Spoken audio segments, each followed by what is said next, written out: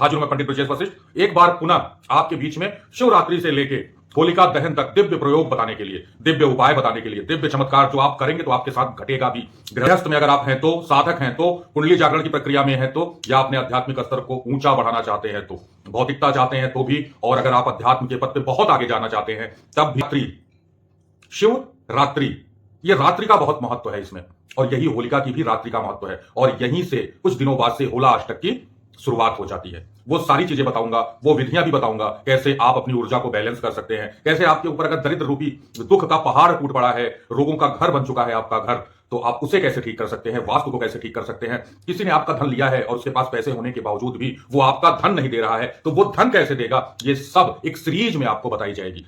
कल शिवरात्रि है और आज मैं ये वीडियो बना के आज ही मैं इसको प्रस्तुत कर रहा हूं। ये महादेव की कृपा है, शायद वो नहीं चाहते हैं कि वो बहुत बृहद रूप से ये चीजें बहुत लोगों तक पहुंचे, लेकिन हाँ, माध्यम आप भी बन सकते हैं। कैसे? इस वीडियो को ज्यादा से ज्यादा शेयर करिए, उनके लिए शेयर करिए ना जिनके लिए महादेव का संदेश जाने वाला है। क्या करना है? बिल्कुल सरल उपाय बताने जा रहा हूं, बिल्कुल सरल। पहले समझ लेना शिवरात्रि महत्वपूर्ण क्यों हो जाती है। इस दिन 100 का शक्ति से मिलन होने जा रहा है। इस दिन 100 में शक्ति घुसने जा रही है। इस दिन उस स्थिर वस्तु में चेतना आने जा रही है, यानी इस दिन 100 से शिव बनने जा रहे हैं महादेव। माता पार्वती और भगवान शंकर का मिलन का दिन है ये। प्रकृति आनंदित है, सिद्धियां तो हवा में घूम रही हैं। सिद्धियों के पीछे भागते हो भैया, सिद्धियां हवा में घूम रही हैं, हवा में घूम रही हैं। चेतना स्तर अपने आप आसमान के ऊपर पहुंच चुका है, उसे पाना चाहते हो ना। भगवान शिव कहते हैं कि तू पावन है तो, तू अपावन है तो, तू जैसा है मेरा है, मैं तुझे स्वीकार करता हूं। कोई मुहूर्त नहीं है। भगवान ने तुम्हारे लिए कौन सा मुहूर्त समझा है, चुना है, उसी को मुहूर्त बना लो। कहा गया है ना, तदेव लग्नम सुदिनम तदेव, तारा बलम चंद्र बलम तदेव, विद्या बलम दैव बलम तदेव, लक्ष्मी पतिम तेंगुरुगम स्मरामि। जब आप भगवान का स्मरण करते हो, भगवान की पूजा के लिए कार्य करते हो, किसी सिद्ध के लिए कार्य करते हो, भगवत सत्संग करते हो, तो उससे अच्छा कोई लग्न, कोई मुहूर्त, कोई तारा बल नहीं, कोई चंद्र बल हो ही नहीं सकता। तो आप मुहूर्त के पीछे महाशिवरात्रि के दिन कदापि न पड़िए। कोई मुहूर्त नहीं, पूरी शिवरात्रि ही मुहूर्त की रात्रि है। और कौन से क्षण में आपके लिए महादेव ने कौन सा मुहूर्त चुना है, वो उनको ही चुनने दीजिए ना। व्यवस्था बनाइए। आपको लाना क्या है? केले का पेड़ जहां हो वहां से मिट्टी लेके आइए। नहीं मिल सकता तो संगम की मिट्टी ले लीजिए, नहीं मिल रहा है तो नदी किनारे की मिट्टी ले लीजिए, नहीं मिल रहा है तो तालाब किनारे की मिट्टी ले लीजिए, लेकिन उसमें केले की मिट्टी मिलाना अनिवार्य है। केले की जड़ की मिट्टी मिलाना अनिवार्य है। सुनते जाइएगा, ये एक प्रयोग कैसे बहुत तेजी से काम करता है। ले लिया आपने, उसको मिट्टी में मिला लीजिए। ध्यान रहे, केले की मिट्टी मिट्टी में नहीं मिलाना है, केले की मिट्टी में बड़ी मिट्टियां मिला देनी है। और उससे ना आपको पहले छोटे छोटे, इतने बड़े बड़े 11 शिवलिंग का निर्माण करना है। ऐसा नहीं है भाई तुम अर्घा नहीं बना सकते तो मत परेशान हो, एक बेस देके ना आप रख दो, एक घेरा बना लेना, वहां पे लीप देना। गोबर से नहीं लीप सकते तो गंगा जल ही छिड़क दो भैया, नहीं गंगा जल है तो शुद्ध जल ही छिड़क दो। ध्यान रहे, आपका मन पवित्र होना चाहिए, आपका तन पवित्र होना चाहिए, आपका वस्त्र पवित्र होना चाहिए। चलो भाई, मैं मानता हूं किसी के लिए ये सब भी पॉसिबल नहीं है, तो भी बहुत बड़ी चीज है। क्या है? भगवान पुंडरीकाक्ष का ध्यान करिए। क्यों कहा गया है? ओम अपवित्रो पवित्रो वा सर्वावस्थाम गतस्विवा या स्मरेत पुंडरीकाक्ष सह वायभ्यंतराम शुचि। भगवान को जब आप अपने नाभि में स्मरण कर लेते हो तो आप बाहर और अंदर से पवित्र हो जाते हो। तो बाहर और अंदर से पवित्र हो गए। अब क्या करना है? जब आप 11 शिवलिंग बना ले तो उसे गोले में ना 11 जगहों पे रखने। क्यों रखने भैया? क्योंकि जो गोला होता है ना वो 360 डिग्री पे ही होगा। 360 डिग्री पहुंचने के बाद वो खत्म हो जाता है। और बीच में आपको एक शिवलिंग थोड़ा बड़ा बनाना है, अपने अंगूठे से 2 अंगूठे, मतलब जितना आपका अंगूठा हो ना उससे 2 करके। और वो कौन है? ये 11 रुद्र हो गए। और वो कौन हो गए? वो सांब सदा शिवाय हो गए, मतलब वो माता और पिता रूपी महादेव और माता पार्वती दोनों हो गए। मध्य में रखिएगा। 11 सरसों के तेल का दिया जलाना है, सब में थोड़ी थोड़ी हल्दी डाल देनी है। 11 भैरव के नाम हम आपको लास्ट में दे देंगे, स्क्रीन पे लिखा हुआ आएगा। 11 शिवलिंग एक एक भैरव के नाम से होंगे और उसी एक एक भैरव के लिए एक एक दिया सरसों के तेल का हल्दी मिला के सबको देना है। एक एक बेलपत्री रख सकते हैं, नहीं मिल रही है बेलपत्री तो भैया अच्छत से आप काम चला लीजिए, मानसिक रूप से बेलपत्री चढ़ा दीजिए। फिर भगवान सांब सदा शिवाय को प्रणाम करिए, हृदय से ध्यान करिए, हे प्रभु, हे प्रकृति, हे पवन देव, आप सब साक्षी है कि मैं 11 रुद्रों के साथ महादेव सांब सदा शिवाय का पूजन अर्चन और वंदन कर रहा हूं। मेरी अमुक मनोकामना है, प्रभु पूरी करे। जैसी भी मनोकामना हो, चेतना की हो, सिद्धि की हो, कुंडली जागरण की हो, आप देखना उसका। आपके पास क्या होना चाहिए? एक रेड कलर का आसन होना चाहिए जिसपे आप उत्तराभिमुख होकर बैठेंगे, उत्तर की तरफ मुंह करके बैठेंगे। अब देखो ना, आप किस लिए अनुष्ठान करना चाहते हो। आपको मंत्र पढ़ना नहीं आता भाई, आप किसी साउंड में ना रुद्राष्टकम ही बजा दो रिपीटेड, या तो न तातो न माता न बंधुर न दात, तो आप ये भी लगा सकते हो।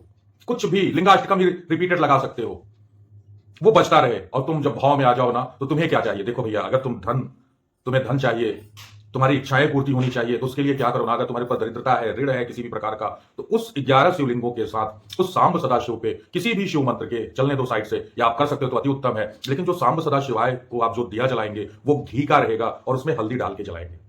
ये प्रयोग आप शिवरात्रि को भी कर सकते हैं, होला अष्टक की किसी रात्रि को कर सकते हैं, होलिका दहन के दिन तो ये बेहद हो जाएगी, बहुत प्रभावशाली हो जाएगी। आपने घी का दिया जलाना है, वही हल्दी डाल के प्रणाम करना है। दरिद्रता अगर आप दूर करनी है तो आप अपने जन्म जन्मांतर की दरिद्रता को काटने के लिए सांब सदा शिवाय को प्रणाम करेंगे। 11 रुद्रों का नाम दे दिया जाएगा लास्ट में, उनको प्रणाम करेंगे। यथाशक्ति जैसे पूजन कर सकते हैं पूजन कर लीजिए। और जौ के पानी का, जौ को भिगो के रख दीजिए 2-3 घंटे, कपड़े से अच्छे से छान लीजिए, थोड़ा सा गंगा जल में मिला लीजिए, नहीं है तो शुद्ध जल में थोड़ा सा मिला लीजिए। पूरा जौ के पानी से आप भगवान का अभिषेक करें।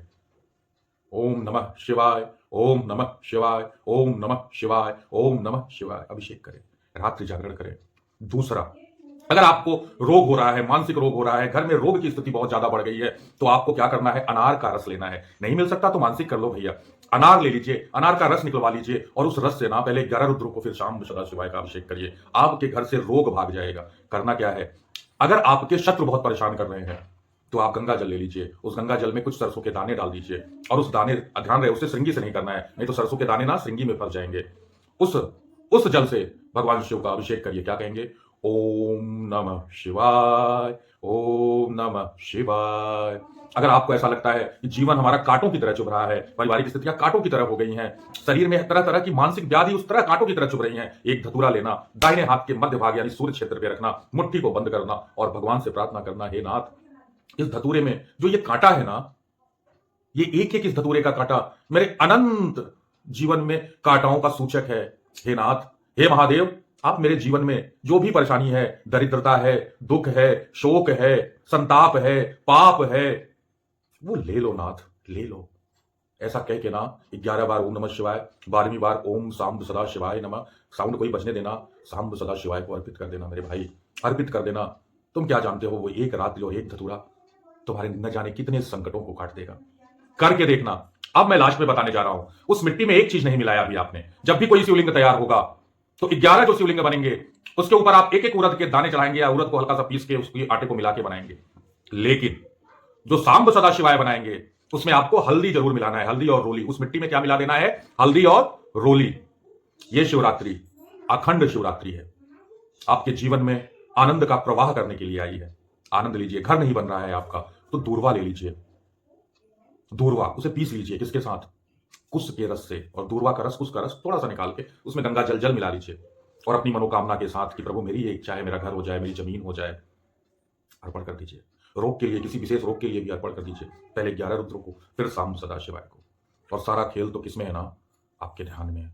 जब आप ध्यान करते हो ओम नमः शिवाय, जरूरी है भस्म लगा लेना। जैसे सजना हो, जिस रूप में सजना हो, उस रूप में सज के पूजा करना भैया, हर मनोकामना पूरी करेंगे महादेव। ये महादेव का दास बोल रहा है, महादेव के चरणों के रज का रज भी नहीं हूं, फिर भी शायद उन्हीं की कृपा है, वही बोल रहे हो। हर हर महादेव।